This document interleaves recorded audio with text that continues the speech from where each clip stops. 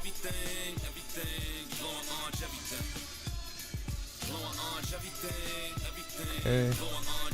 YouTube is live, Instagram live, Twitter live. Yo, what's good, Knicks Nation? Welcome back to another Game of the Week preview. Look, man, it didn't go our way game one, but we got a rematch a week later, man, on a Friday yet again with the Oklahoma City Thunder. They're coming off a loss to the Cleveland Cavaliers. We're coming off a win against the Toronto Raptors. So you know what? Who has to help me break down this game? Brandon Rubar. He can catch him. He's a Thunder insider for the franchise radio station out in Oklahoma, and he's also the beat writer for the Daily Thunder, so make sure to go check him out and go give him a follow.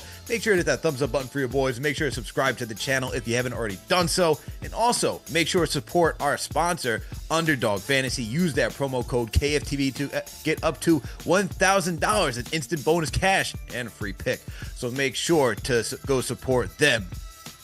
Brandon, thank you for joining the show, man. I appreciate you responding and coming through. How are you feeling today?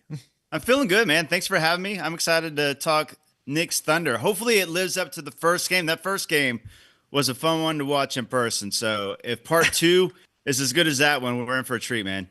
Fun for who? You tell me. Fun for who in the first one? I mean, I know you guys got the win. It was entertaining. From an NBA standpoint, if you're a basketball enthusiast, it was really good down to the wire. You know what I mean? But as a Knicks fan, you know, it hurt a little bit, man. We're on a 9-game winning streak. You know, we're coming in here. You know, this is going to be like the first real test. We had an easy December, and then you guys decided to burst our bubble. And next thing you know, Knicks Twitter goes awry. We have, you know, the minutes complain because Tom Thibodeau's doing his thing and playing the guy most of the minutes. We're watching OKC go out here, beat the Knicks, beat the Celtics, you know, have a close one with the Cavs. And we're out here on a 3-game skid afterwards just trying to figure out who we are. But thank God we got a rematch, man. Thank God we got a rematch tomorrow. Brandon, I got to ask you first, though. What do you think about this Knicks team after all the trades that they've made? What do you think about this team so far through the season? I've been impressed with the Knicks. I was impressed with the Knicks before they played the Thunder. That starting five is legit. I mean, there's no weakness in the starting five. All five guys can play. And more importantly, all five guys can play offense and defense. I think it's a good balance. That Karl-Anthony Towns trade, like as you know, I cover the Thunder every game, and the Thunder Wolves, that was like a serious, you know, a budding rivalry last year. And coming into the season, it felt like it was the Thunder, the Wolves, the Mavs, and the Nuggets at the top of the West. That Cat trade happened, and I got all kinds of questions like, hey, does this help the Thunder? Does it make the Wolves worse, same, better? And I explained it like this. I was like, you always want to have the best player in a 2-for-1. It's kind of like fantasy football. Like, you want to be the guy getting Justin Jefferson for two players. You don't want to be the guy giving up Justin Jefferson and getting two, like, decent players back. Look, Julius Randle, DiVincenzo, good players, but Karl-Anthony Towns, I think, is a great player. I think he's exactly what you guys needed, especially after losing Isaiah Hartenstein and, you know, Mitchell Robinson with the injuries and question marks there. I think he's been a great fit. I think you guys are a legit contender. Like, I have, just like everybody else, Boston and Cleveland at the top. But I think right underneath them, I think the Knicks and the Bucks, if things were to break right in the playoffs, especially when rotations are shortened and you're playing your best guys more, I think that favors the Knicks. And so, yeah, I think you guys are legit. Don't talk about shortening rotations now. You know, there's still people out there who are still angry at Tom Thibodeau because we got guys who are in the top 15, you know, between Brunson, Bridges, Cat, OG, like everyone's getting upset. Josh Hart. I mean, look, these guys are playing a lot of minutes, but that's kind of, you know, the subsequent like fallout when you trade a lot of your depth to get a top end, you know, starting five. And so it's going to take some time to fill out that roster, as I'm sure you've seen with OKC. But another thing, I guess, like, what were your biggest takeaways from the first matchup between the Knicks and the Thunder?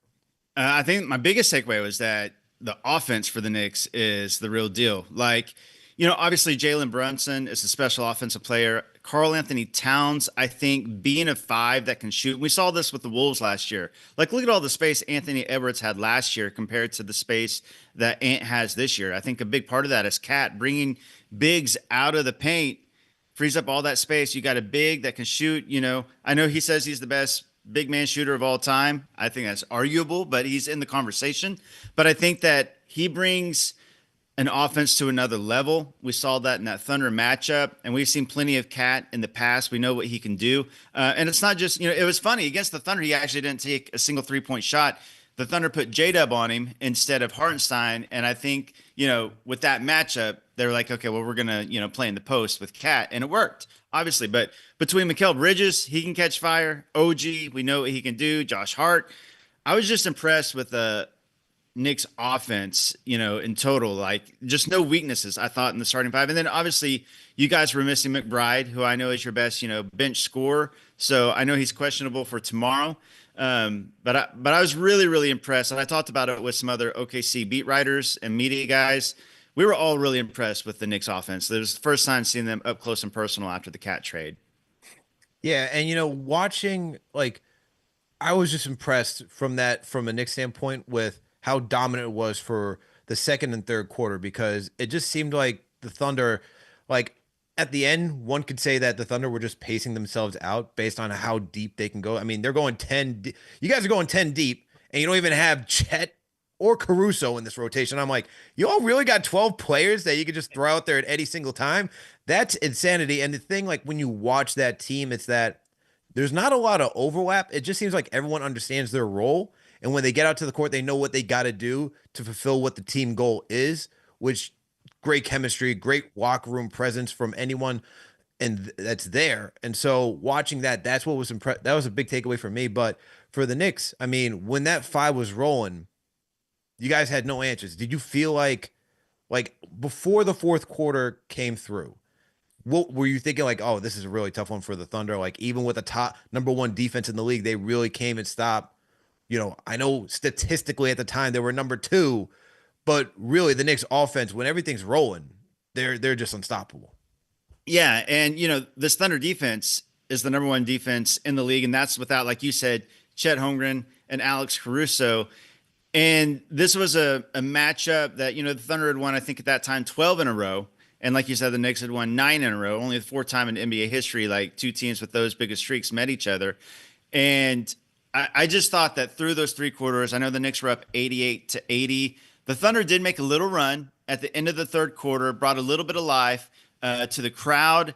So I'd seen this Thunder team kind of clamp down on defense. And like you said, because they're so deep, kind of shut off the water for offenses several times this season. But it just seemed like the Knicks had an answer every time. Like I've kind of gotten used to seeing this Thunder team's defense go on these runs where they'll cause all these turnovers, lead to fast break points, and the other team will go minutes without getting a bucket. And it just wasn't happening against the Knicks. So it just felt like, okay, Thunder won 12 in a row. This is kind of, they got to lose eventually. It felt like that might have been the day. And then, of course, the fourth quarter happened. Yeah, the fourth quarter happened. Knicks were just running out of steam. Honestly, when I watched that fourth quarter, the Knicks just kind of went away from what was working. I mean, we saw Jalen Brunson try to take over in the fourth quarter, but I felt like he didn't even need to do that because Knicks were just finding guys, Bridges, OG were cutting really well, Josh Hart, you had Cat really working the paint. I felt like if they just kept going with that chemistry or that rhythm that they had through the second and third quarter, things may have been a little bit different.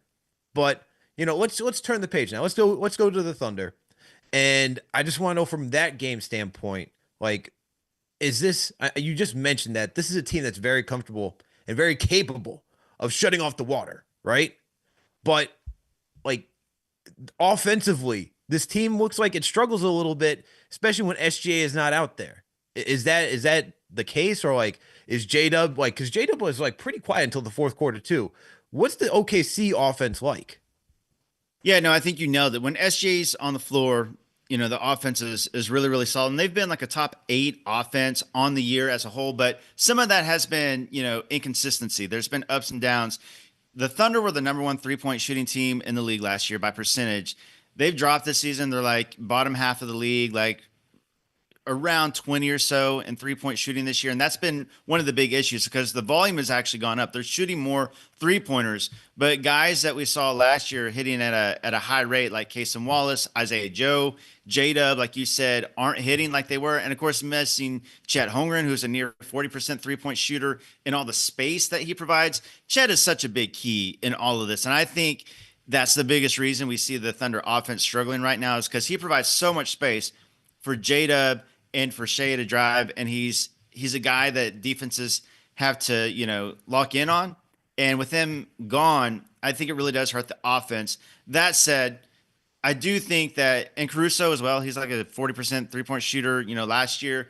So a lot of the guys aren't hitting like they were the last few years. I think there's some positive regression to the mean probably on the way at some point, but here we are near halfway through the season and they're still struggling kind of as a whole.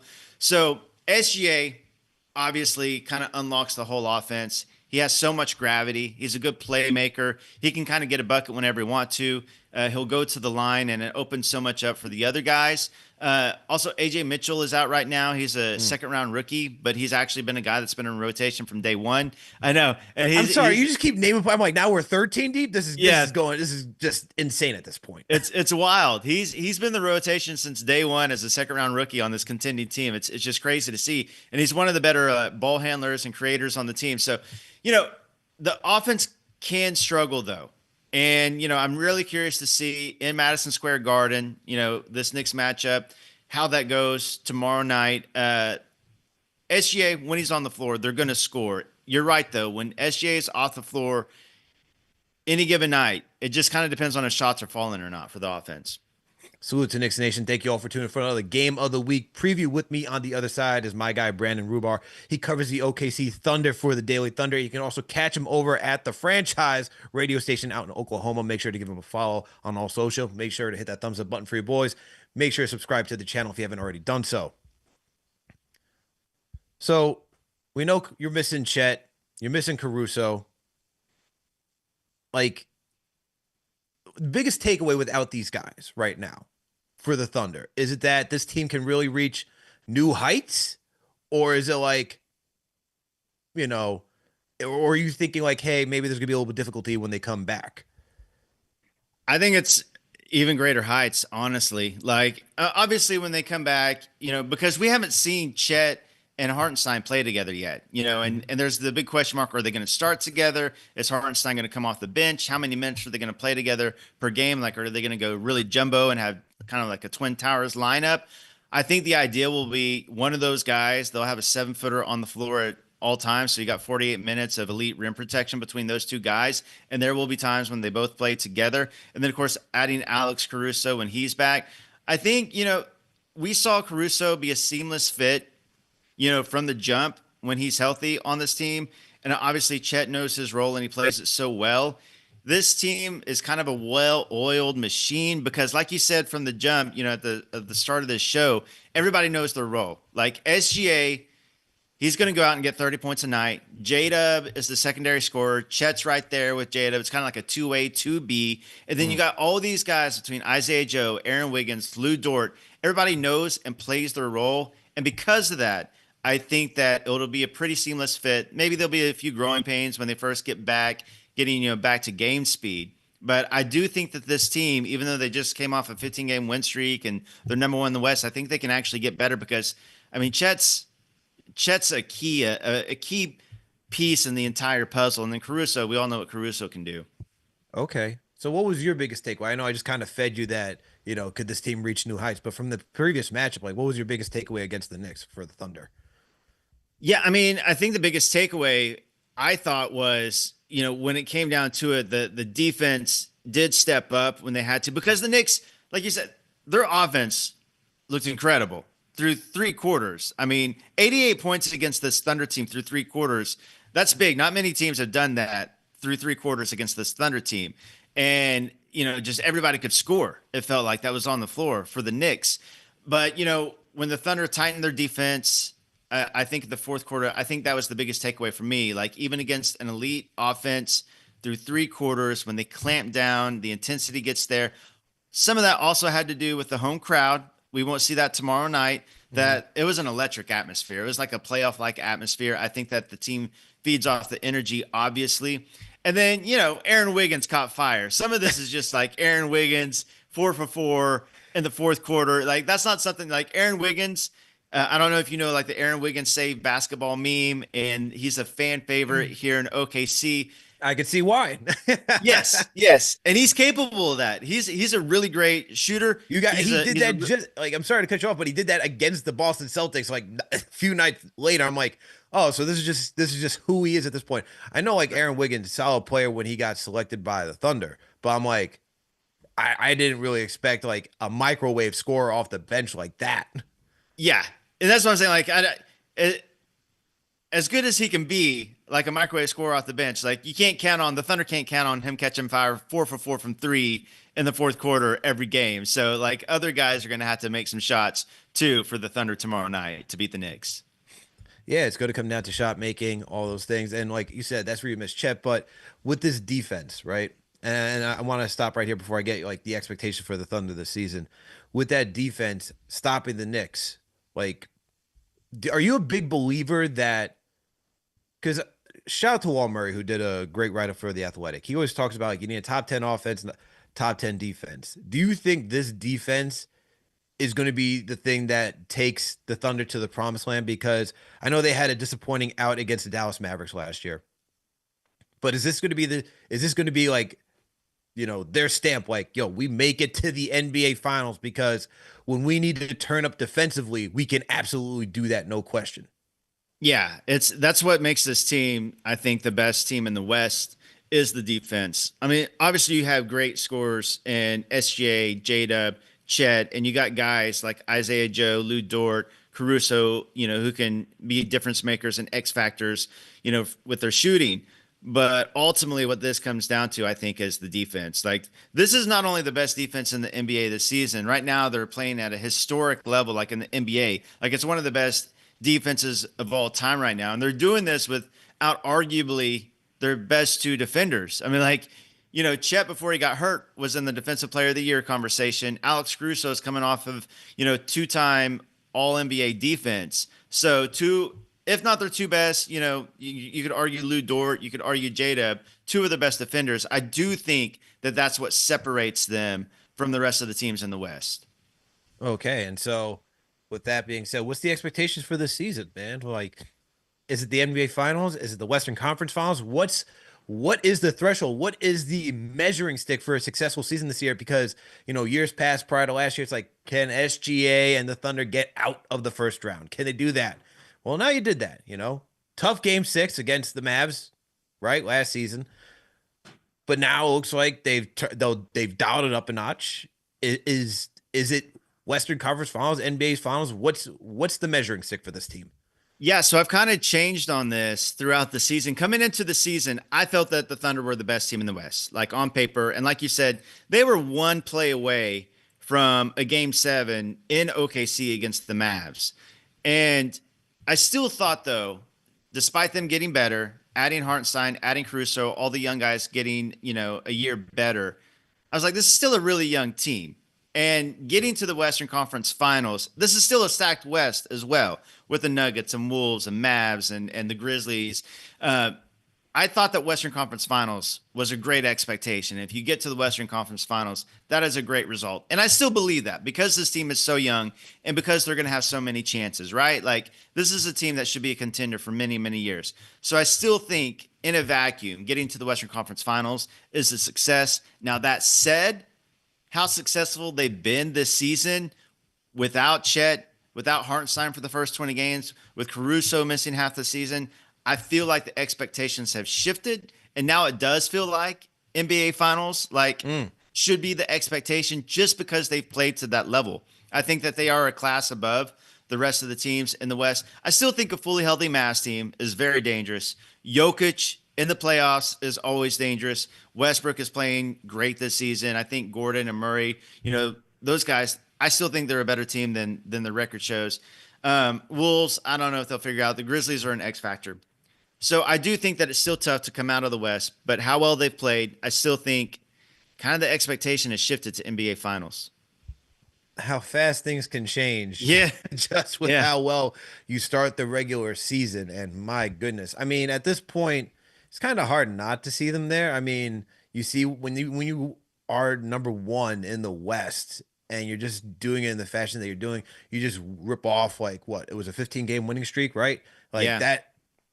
How do you now look at this team like, they have to make it this. If they stay healthy, they have to be able to make it to the NBA Finals at minimum at this point. I'm not trying to put that energy out there. They're still a young team. And I mean, the question is though, like, do you think this team could stay together for years to come? Because look, SGA paid. You're gonna have J Dub. You're gonna have Chet. You guys just paid Hartenstein, right? For what, 3 seasons? Like, 3 seasons. is this how long is this team going to be put together for? Because with the new CBA, they're trying to create parity throughout the league, and it's hard to retain everybody at this point.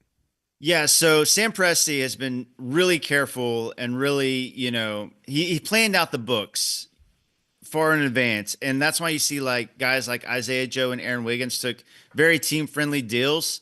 And so you got this depth behind. They're going to pay the superstars. SGA, is locked up right now. He will get a super max when the time comes. J-Dub and Chet are going to get their rookie max extensions. That's going to happen. But you still have this depth. They got so many guys on rookie contracts right now, like Casey Wallace. Nikola Topic was a guy that was in the conversation for a top 3 pick. Right now, he's missing this entire season. So they got all these draft picks and young guys that are going to be on these cheap deals that will kind of supplement the stars at the top. And then they have those kind of like mid-level contracts like Joe and Wiggins. And they just signed Caruso long-term as well. He just signed a 4-year deal. That's right. And like you said, so they've got this team locked up for the foreseeable future, and they've been really careful about the books. So, yeah, I think this team is going to stay in the long term. Shea just last night was asked about being in a small market, and he says he loves OKC, and he can't imagine not being in OKC. So I know that made Thunder fans feel great. SGA loves it here, and they've got a contending team and the chemistry, the guys, they really like playing together. They really like each other on and off the court. So the vibes are really high in OKC right now, and it feels like a team that's going to stick together for quite a while. Now, this is truly like off the beaten path. Like, it's really impressive for how the Thunder have drafted 3 MVPs with KD, Russ, James Harden. And then it's like, oh my God, what's going to happen next? Next thing you know, you get Melo, you have PG with Russ. That doesn't work. You flip PG, you get SGA, you have CP3, SGA, Dennis Schroeder. I was rooting for them to beat the Houston Rockets in that. It went Game 7 in the bubble. I was really rooting for that season. But like, for how fast this team has really turned around, and yet again, you're drafting what's like, it just feels like you guys didn't even really have to go through that much turmoil before you're right back into success. Like, what has it been just watching, from going from they went from being the Supersonics to the Thunder, success, made an NBA Finals, lost to the Miami Heat, and then so close so many years later, shuffle the deck, and now you're back here again. What's that feeling like? Yeah, it's wild. Like, the rebuild was so fast. They were only out of the postseason for 2 years. I mean, that was it. I mean, because they made the play-in. Wow. They won that first game of the play-in, and they lost the second game of the play-in. But, if you count that as a postseason, they were only out of the postseason for 2 years. And after that, Chris Paul deal, he came over. When SGA came over, they were given like no chance to make the playoffs that year. Everybody thought they were going to make the playoffs that year. Like you said, the bubble year, and they were that close, Game 7 to making it to round 2. It's credit to Sam Presti and the front office. You lose KD for nothing. Like, one of the best players in the NBA they didn't get anything. He just walked away. You don't get anything. And then the kind of panic settles in. Like, is Russell Westbrook going to leave? Russell Westbrook, signs long-term. That was a game changer. Going out and trading, which was risky at the time, the whole, scare money, don't make none. You go out and trade 2 young assets that could have been here long term for Paul George when it was a risk. There was no guarantee that he would re-sign. So you become a playoff team after KD leaves, and then flipping Russ and PG for all these assets. Like, the fact that the Thunder have had all this talent come through, they've had all this postseason, appearances and success and these MVPs, and they're only out of the playoffs for 2 years. And especially being in a small market, navigating all this in a small market, it's been pretty incredible to see. So kudos to the OKC front office and Sam Presti. Shout out to Knicks Nation. Thank you all for tuning in yet again for another Game of the Week preview. Actually, shout out to some Thunder Nation in here too. We got your boy in here, man, supporting you as well. Shout out to all you. Make sure to hit that thumbs up button for your boys. Make sure to support the channel by subscribing if you haven't already done so. Make sure to give Brandon Rubar a follow, man. He covers the OKC Thunder for the Daily Thunder, and you can go catch him over at the franchise out in Oklahoma. And guess what, guys? You got to support our sponsor, Underdog Fantasy. Use that promo code KFTV to get up to $1,000 in instant bonus cash and a free pick. Guys, let me tell you something about Underdog Fantasy. I love playing it. I love using it. Look, yesterday, you guys saw CP and I shot the fair one, as he likes to say. All right, we did a fantasy draft. This guy thought he was going to beat me. Man took Nikola Jokic when I knew this man was not going to play. And then I just win. So I got some beer money, got lunch money, whatever you want to call it today. Look, the cool thing about Underdog is that you get to, create with your friends some friendly rivalries, right? You get to do fantasy drafts like we did last night. You can have 2, 3, 4 people. You can even, level it up and make it even more than that. So you have that aspect of Underdog Fantasy, and you got the tickets, all right? All you got to do, if you want to create a sheet, you got to choose at minimum 2 players. You can go up to 8. The more players you choose, the more in your return you can get. And all you got to do is just choose the statistical category that's going to go either higher or lower. So for NBA, points, rebounds, assists, a combination of all three. Just all you got to do is choose higher and lower, and you can mix and match any sport. NBA, NFL, NHL, MLB, soccer, even golf is in there. So look, guys, go support our sponsor, Underdog Fantasy. Use that promo code KFTV to get up to $1,000 instant bonus cash and a free pick. So once again, use that promo code KFTV. All right, Brandon. Look, man, I had to throw that one out there, man. CP, I've been calling out CP on these shows because I missed the fantasy drafts last year. Look, I love doing this type of stuff. I know he's behind the scenes doing that work. He's like, man, he got me good yesterday, but don't worry, I'm going to come back. I know what he's thinking. I know what's going to happen. I'm waiting for the next one, man. Let's make it even bigger next time. Let's see if we can get some, listeners involved in this too. That would be even fun.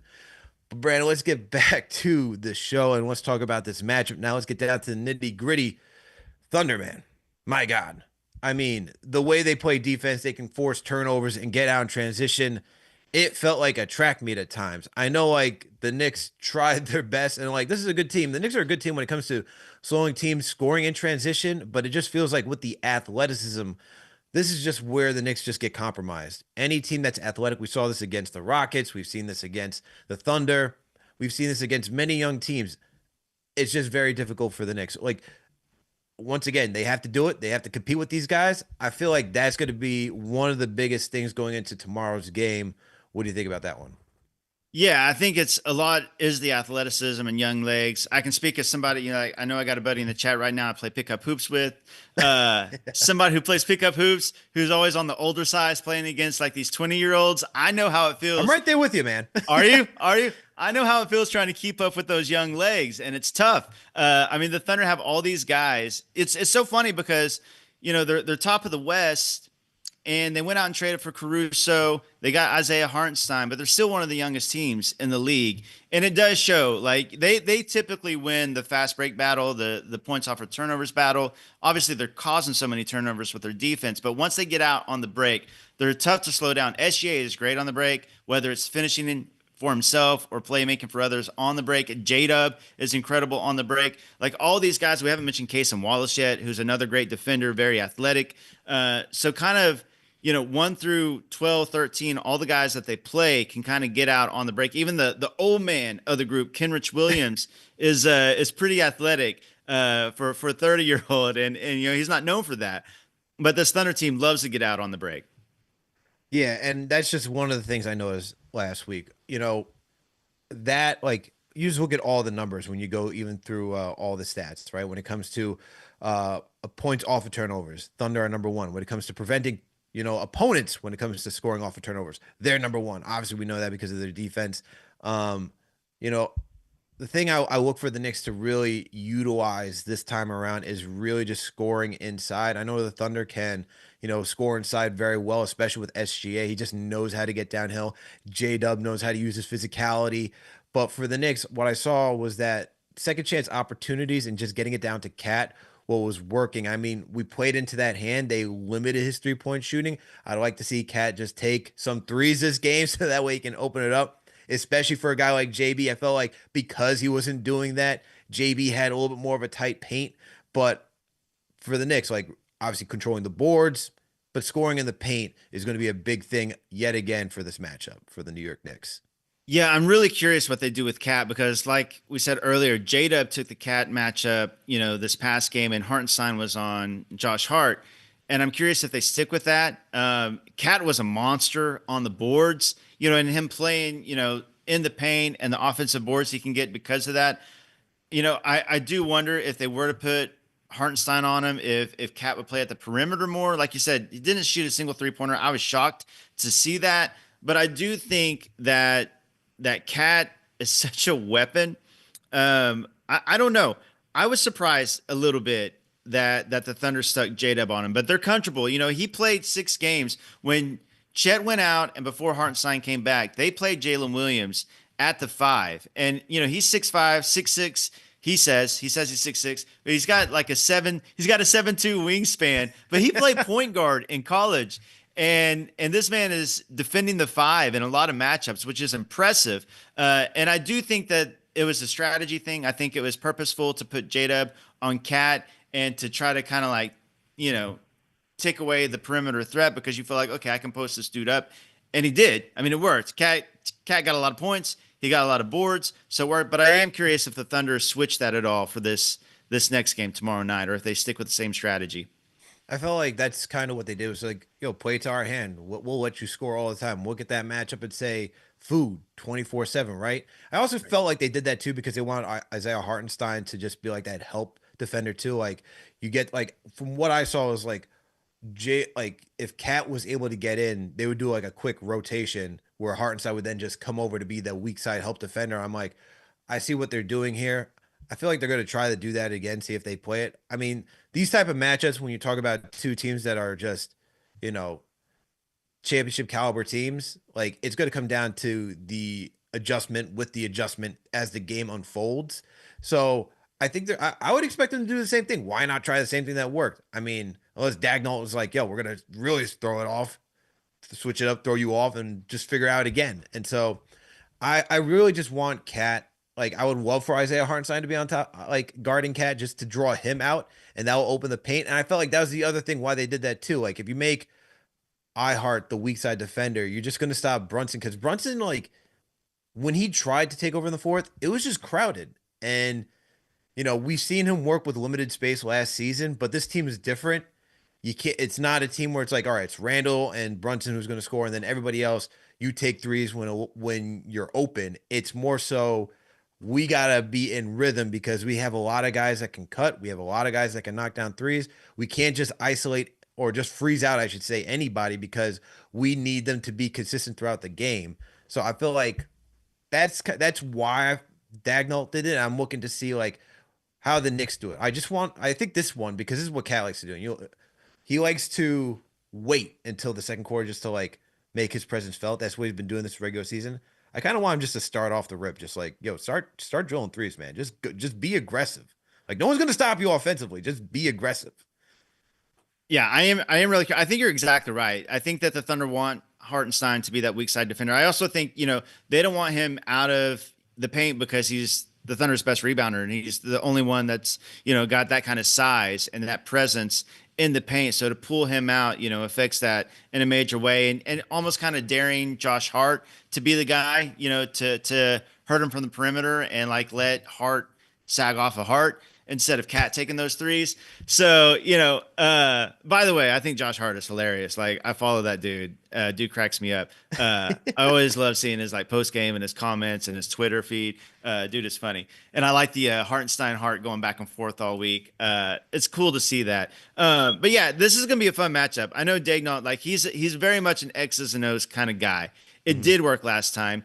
And I do expect them to come out with the same strategy, but he won't be afraid to change it up mid-game if he feels like it's not going his way tomorrow night. Or if, Cat comes out, ripping threes and it changes the dynamic, I can see him changing it mid-game as well. And look, man, that's why I have Karl-Anthony Towns and Isaiah Hartenstein as my key matchup of tomorrow's game. And, some may say, how come I didn't go back with like SGA and Brunson as I did last week? And there's just so many good matchups in this game just because so many positions are going to be looked at, right? Whether it's Bridges, going like you're going to have Bridges guarding SGA again. You could say, hey, it's Bridges versus J Dub just because they're going to be the supplemental scores. We know Cat's going to do what he's going to do, but I feel like games really change when either Bridges or J Dub are activated offensively. Both we can know what they could do defensively, and so I feel like there's just so many matchups in this game. Even Lou Dort and Josh Hart, it just feel like this team is almost a carbon copy of each other, not fully. You guys got the depth, like, but it just feels like there's a good amount of similarities. You got the lead guards, as I said, Lou Dort, Josh Hart, Cat. When Chet comes back, there's your bigs that can space the floor. There's a lot of similarities, man. But I'm going with iHeart and Cat for tomorrow, just because iHeart, known for his defense. Honestly, the one thing I was shocked about is that Degnault is allowing Isaiah Hartenstein to push the pace. I'm like, whoa, this is new. You're actually being a lead ball handler. What's going on here? And he had like 13 boards. I feel like I forget how many assists he had that game. I was like, what? He had 14 boards. Let me see. I got the box score for this one. I was just shocked because he had very few. He didn't really score until the end of the game, but he had 14 boards and 7 assists. I was like, what? You were pushing the break with us last year. I know Tibbs wouldn't allow that, but I was just impressed like that about that, and I feel like that's just a new dimension for OKC, because if you were going to have SGA out there and playing off ball and Isaiah Hartenstein pushing the pace, that's different, man. Absolutely different.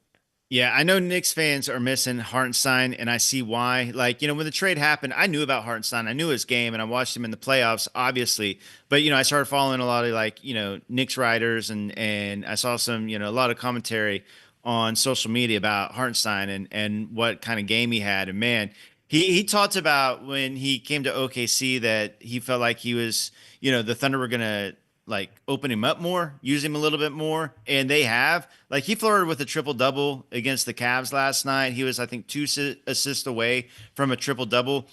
They're really comfortable, obviously, with that push shot. That floater is no joke. I read about that. Like, that's the truth. Like, it's a kind of a cheat code that the offense can go to at any time. If the offense is breaking down, you can just kind of give it to Hartenstein, and he'll do that little push shot floater.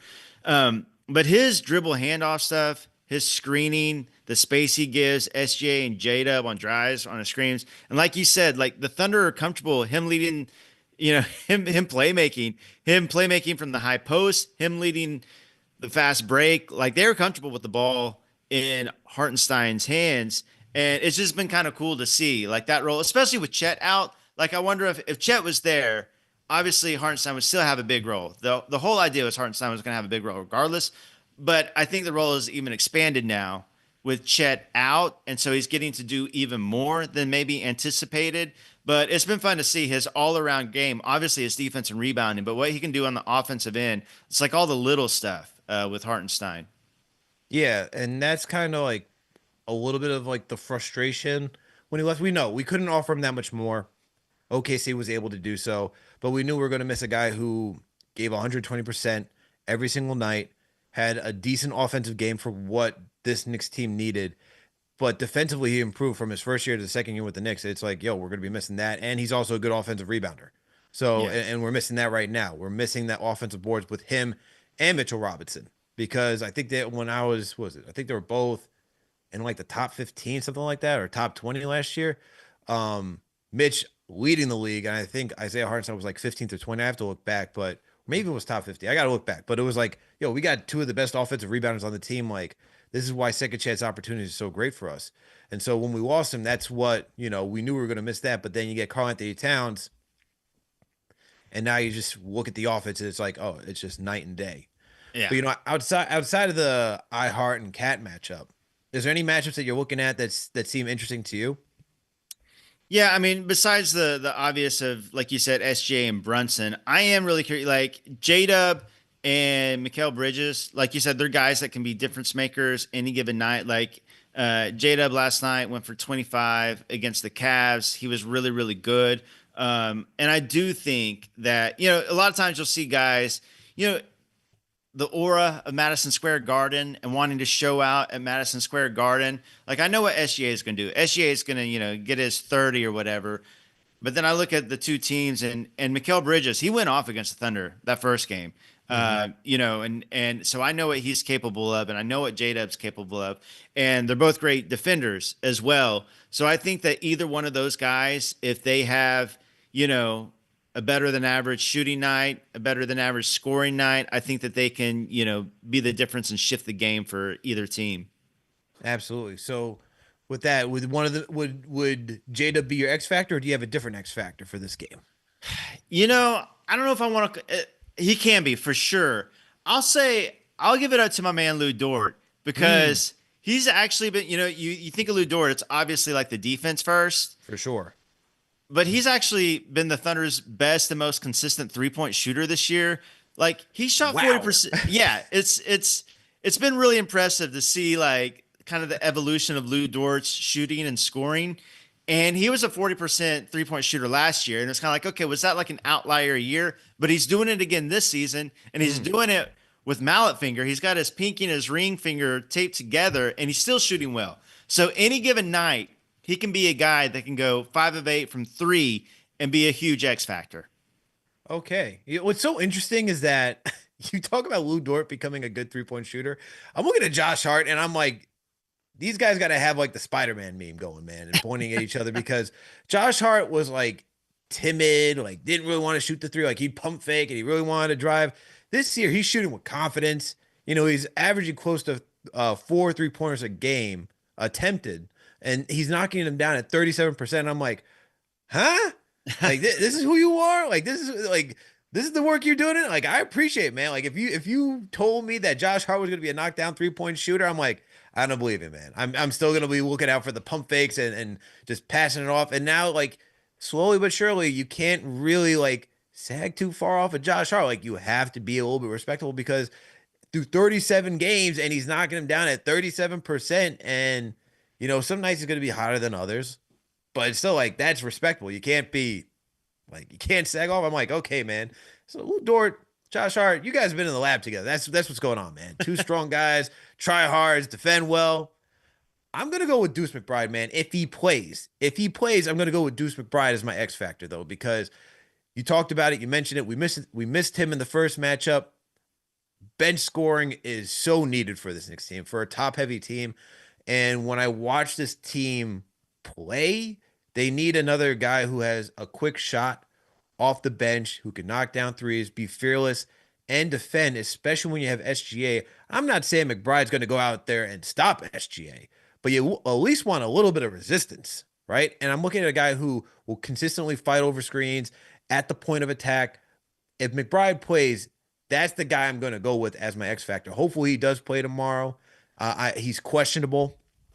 He's been questionable for a little bit of time. I know he's working back from a hamstring injury that he tweaked in warmups last week, but that that's the guy that we really need for this matchup. I mean, if it's not him, I don't want to say Josh because Josh usually shows up. I've always gone with like Bridges because he's the swing factor. Like right now, he's not shooting well from three, but when his offense is clicking and defense, because that was a big thing, it's just it takes his team to totally new heights. So I'm gonna go with Bridges as like B because I don't know if McBride is playing for tomorrow, but if McBride is playing, that is the X factor right there for the New York Knicks, man. I'm Yeah, telling I you think that that's right now. yeah, I think that's a good pick because I think the last matchup, correct me if I'm wrong, I'm going from memory. I think the bench scoring was like 44-8 in favor of the Thunder. It was something like that. Yep. But I know that McBride is the Knicks, main scorer off the bench. So they're basically missing their sixth man. So that would have been, much different in that first matchup had McBride played, I know. So I think that's a great pick. There's so much the starters for the Knicks are so good, 1 through 5, and we know what they're going to do. But if you have a dynamic scorer like McBride off the bench, that can be a game changer, especially against this Thunder defense, especially with all the perimeter defense that the Thunder have to be able to throw out another guy that can score from the perimeter like McBride and that can shoot like McBride and can handle like McBride. I think that really is a really good pick for X Factor. Appreciate that. Appreciate the vote of confidence, man, in McBride. I like it because this was the guy who had to earn his stripes over here. He didn't see many minutes, and then next thing you know, they trade. Quentin Grimes was like, "Yo," they trade Manuel quickly. "Yo, you get up there, man. Let's see what you got." little rough last year, but he came through, man, especially in the postseason against the Sixers. All right, all right, Brandon. You know, what do you think is tomorrow's matchup, man? Before we get out of here, man, what do you think? You think the Thunder gonna sweep the Knicks this season? What do you think happens over here? I don't know. This game was so close. Could have gone either way in game one. The Knicks obviously dominated the first two and a half, three quarters against the Thunder. I think that the Thunder not having home court advantage, is a big difference maker at being in Madison Square Garden instead of the Paycom Center. It's still hard for me to choose against OKC because they just won 15 in a row, and then they're coming off a loss, and they don't lose two in a row this season. Like, that's just something they haven't done. Wow. So it's hard to see them doing that. But at the same time, I know the Knicks have lost three in a row, and that's very unlike the Knicks as well. So they're both due for a win. I think it's a toss up game, honestly. Like, I'm not trying to like straddle the fence here. I think this is a matchup that's going to go down to the wire like it did in game one. I expect a close, competitive game. And, it'll be fun, like, to see if it's kind of like in the hands of SGA or Brunson, like, in clutch time, because they're both, I know, great clutch time players, to see how that shakes out. But if I had to choose, I'm going to have to go with the Thunder. I'm here I'm to not represent surprised. the Thunder. But I do think that this is a really close toss-up game. I'd be a little concerned if you said the Knicks would win tomorrow after watching this team go on 15-game win streak, being number one in the West. I'd be a little concerned over there. Be a little Yeah. concerned. I'm going to go with the Knicks. I just feel like, look, you talked about how they lost three in a row. They got a good win against the Raptors last night. It's a good win. That's not the win you want to see, right? From a fan perspective. That's right. From a fan perspective. And so I think the Knicks, even though they are now back, they got to win. They're back in the win column. You lost three in a row. You haven't done that at all this season. That was the first time on a 3-game skid.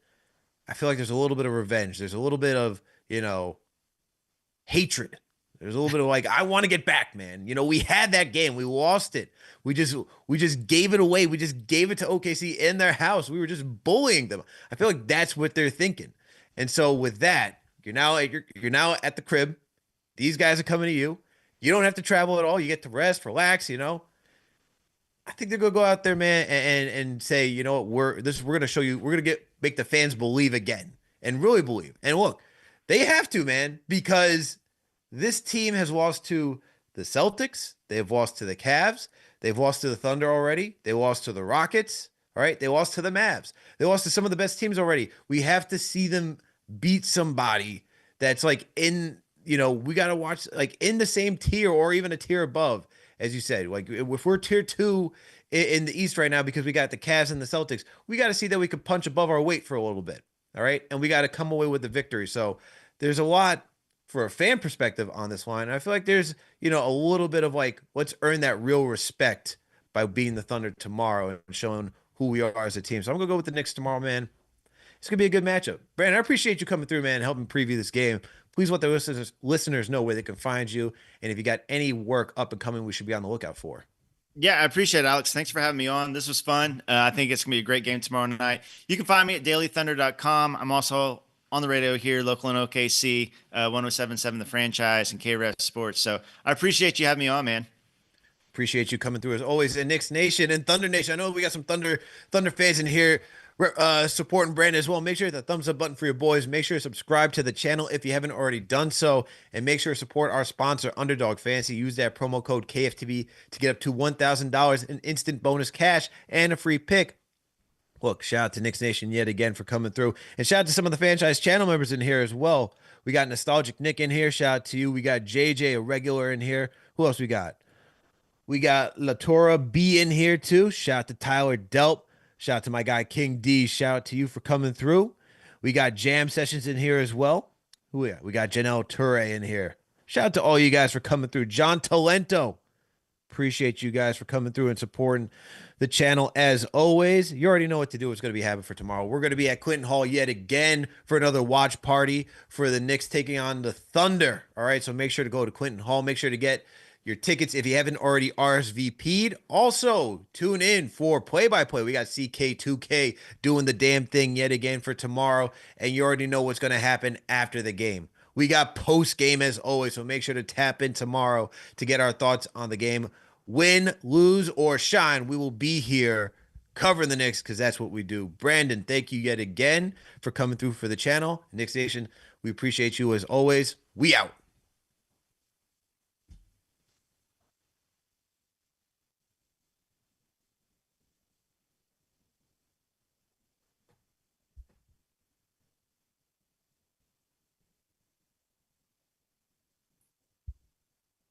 CP, are you there? Oh, man, CP, don't tell me you're doing this again, bro. Let's run it back. Let's run it back. We're doing it all over again. From the top. From the top. This is the second time, CP, you've done this to me. Second time. Is this more likely like a coffee break or a bathroom break? Probably a laundry break is what I'm thinking. Who knows what he's doing right now?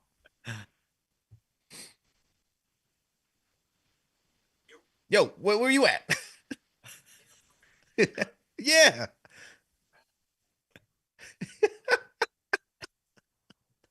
All right, here he comes. I text you already. You said to give me the update. I gave you the update. Good Lord, man. All right, Brandon. It looks like this is what happens when you're just on the air and your producer decides to walk away and do some laundry. Yeah. You know. Oh man, my fault, man. Yo, first off, I'm watching Rockets Grizzlies right now.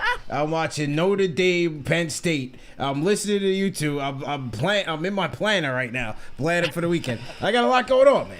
I got a lot going on, man. CP, you said to text you. I text you. I appreciate it, man. Everybody in the chat, man. Watch party tomorrow night. Clinton Hall 36, man. 16 West 36th Street. Knicks versus Thunder watch party and happy hour, man. So see you guys there. Al, great job. Brandon, appreciate it, man.